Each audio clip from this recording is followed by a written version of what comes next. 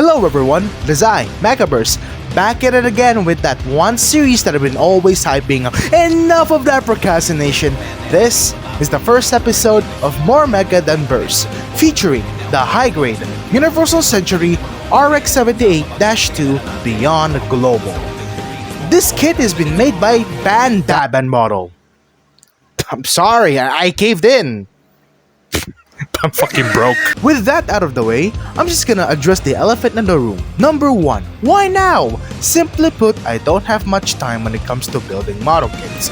I'm on college, and like any other college student, I have shit to do and work on. The second one being, why did it took it so long? I'm not gonna sugarcoat it, it's about procrastination. But other than that, well, basically I don't have much space for a workstation for Gunpla until recently with my switching my desk with a more wider desk, which allows me to not only do a Beyblade content, but also give me space to do Gunpla building at the same time. Talk about upgrades, everyone! The third and final elephant in the room is, what's More Mecha Than Burst all about? Simple. It's just me reviewing plastic models based from various 18-meter tall war crime inducing machines of the Mobile Suit Gundam franchise. That's it. That's really it. It's, just to counteract the dryness of the content that's happening right now, since, Beyblade distribution here sucks and fakes are lacking. So yeah, let's start building. After building the kit, mainly the head, torso, arms, legs, waist, and the rest of the weapons, including doing some stupid shit with it, you get a pretty plausible model kit for basically a bootleg version of the Beyond Global. Now, colors here are more of a pastel shade of color, which I kinda don't like. The proportions here I like, it's actually pretty decisive. Rather than the glorified Minecraft Golem, this model kit takes a more leaner aesthetic, a more sporty, a more athletic aesthetic. Some people hate it, but then again, you can just get the high-grade revived version and be happy with it. As for size comparison, here's to another Gundam heralding from the Universal Century, the Unicorn Gundam, a manga kit such as the high-grade Astaroth, and here is supposedly the first episode, the Destiny Gundam. However, with the current events happening such as Seed Freedom and I might need to buy another kit, I guess the Destiny Gundam can wait. Now, this is a bootleg kit, which means it has some problems, such as the obvious being tight fittings, the others being some excess plastic on the shoulders, a pretty bad seam line on the lower arms, and oh my dear lord, that's some bad seam lines on the calves, in my opinion. And that's much about it. Other than the tight fittings, a little bit of trimming here can do the work. As for stickers, the only sticker you'll be getting is just on the eyes. Here we are with the accessories, and let's start with what actually comes with the kit. Let's start with the biggest accessory, and of course we get the model kit itself. Let's start with the onboard accessories. Other than the two grabby hands that it normally comes with, you get an open left hand. Putting it is as simple as switching the grabby hands with a left hand, and now you can grab on the next accessory, the beam sabers, in which you get two hilts, one left, one right, and it is securely on the backpack. Now, there are two beams which you can obviously put on the sabers. Just, grab. Come on. Come fucking on! Just like that. And get those aforementioned saber effects, just put it in there and you will be fine, and then you motherfucker. Okay, again. This is just a beam saber, it shouldn't be that hard. There you go. Finally. Christ, it took me a second. Now you can do some pretty badass beam saber poses. And goddamn, it looked beautiful. And again, you get two hilts, two saber effect parts, so you can be a dual-wielding Gundam. That looked good. The next of the swappable onboard accessory is a dedicated right-hand trigger finger hand. Now you can use this creatively in poses, such as this one I did. It's like the RX-78 is thinking of something. Think of all the unspeakable things I can do with Mako Made. Now with the trigger finger equipped to the Gundam, the mobile suit can now wield its legendary beam rifle. A classic beam rifle, a classic design, and it works pretty well for, again, shooting people. Other than killing Zaku's with just one shot of it and humiliating battleship's output, this beam rifle had a adjustable second grip and its well color separated scope. Now there's a big ass peg and there's a big ass hole on the back skirt in which you can do. You know, I'm about to have some noise complaints with this piece of Come on, this shouldn't be hard, right? There you go! It's a pretty tight fit, but then again, I prefer it that way, and here is it attached to the back skirt of the kit. Putting the beam rifle to the trigger finger end is as easy as taking off the thumb part of the trigger finger, sandwich the beam rifle and the two parts. Come on, after like so, poof, there it is. Looks pretty good. It looks pretty good. It holds it securely since it's like sandwiched to the arm itself, and you can do some pretty cool poses with this, such as this one.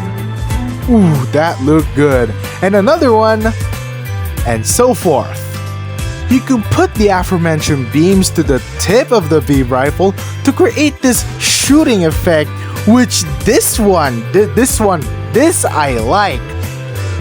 The next accessory you'll be getting for the RX-78 Beyond Global is its defensive option, which is the shield. Now this shield is one colorful shield. As for moving parts, this thing can rotate 360 degrees, and then there is this handle which you should pop off and you can orient it into like this one. Wait, I'm having fucking... There!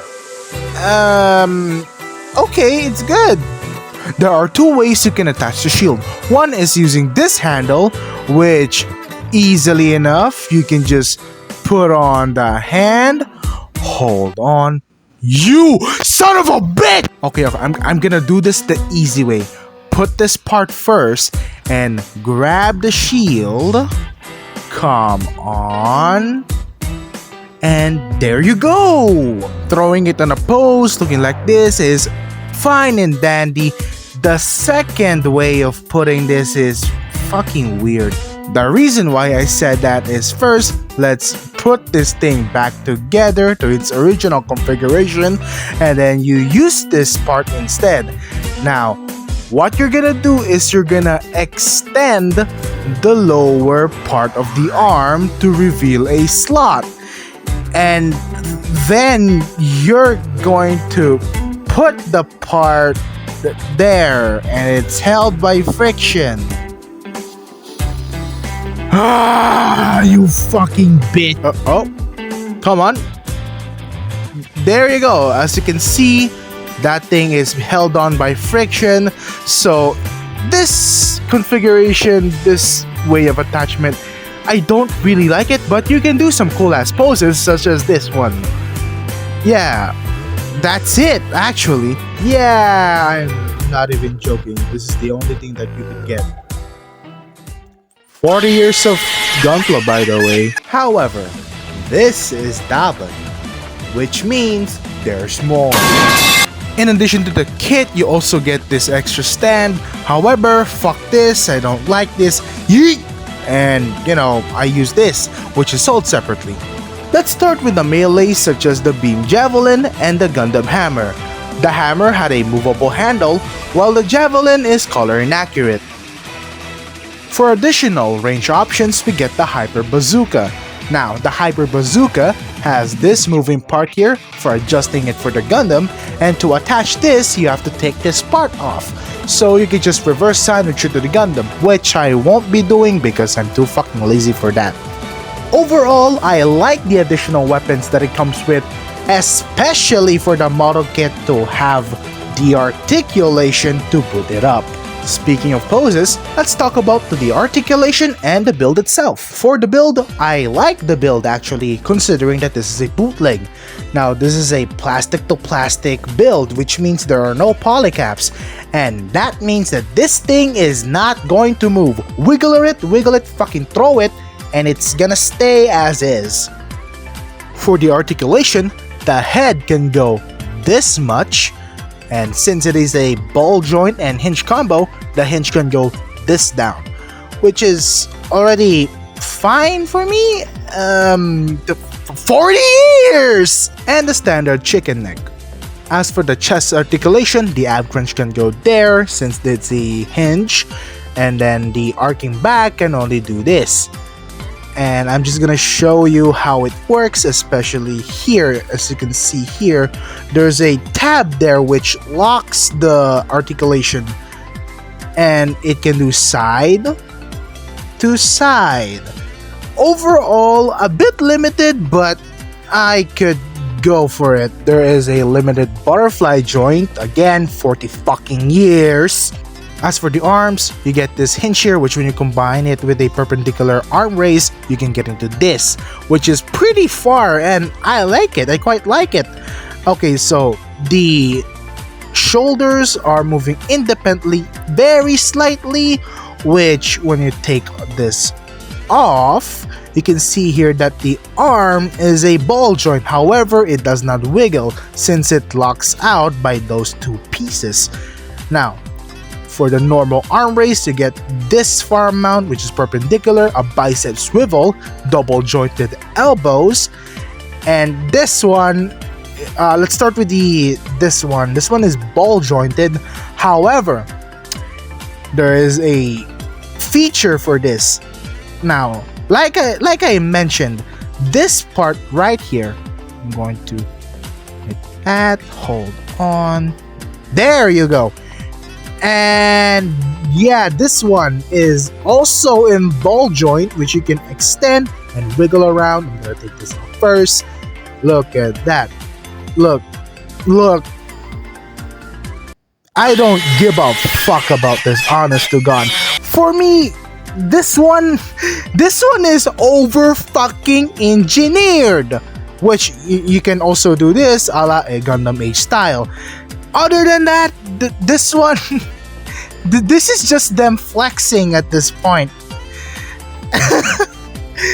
Yeah, that's the arms. As for the waist, the front skirts move that, which is on a ball joint, which is pretty normal for high grade. For the side skirts, instead of the entire thing moving, it's just this panel, which works well with the gimmick on the legs. And as for the back skirts, the entire thing moves, which works for the storage compartment of the beam rifle so it doesn't get in the way. For the kicks, it goes that far, which is pretty good enough. As for the gimmick to the legs, there is a drop down mechanism, which you can drop down the legs, and now with it, the legs can go that far. I'm not gonna sugarcoat it, this shit is fucking useless. What's not useless is the splits, which is pretty good. Now this is the drop down form, and now this is the normal form. Here's what it looks like, and overall it's pretty standard for a high grade. Another gimmick to the legs, which you can move the legs that far. I think it works so you can do better cross splits or like cross legs. Though, is this necessary?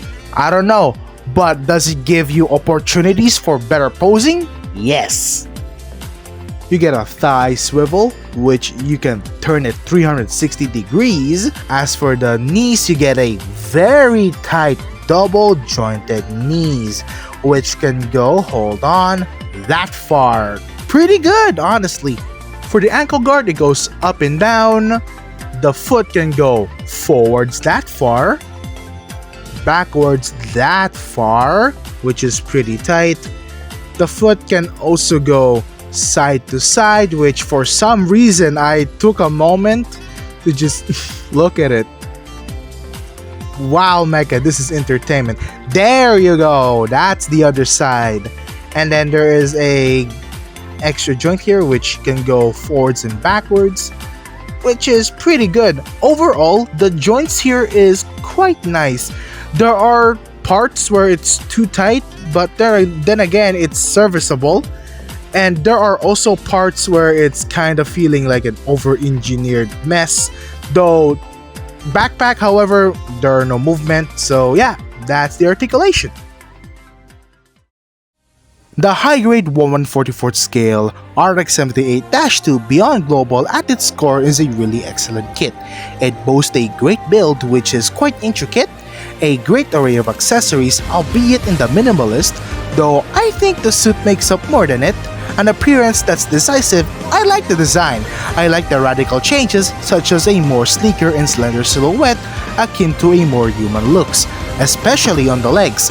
However, I do find other aspects of it to be quite over-engineered, such as the lower part of the arms, the connection of the shield, and the hips with its extra crossed legs joint.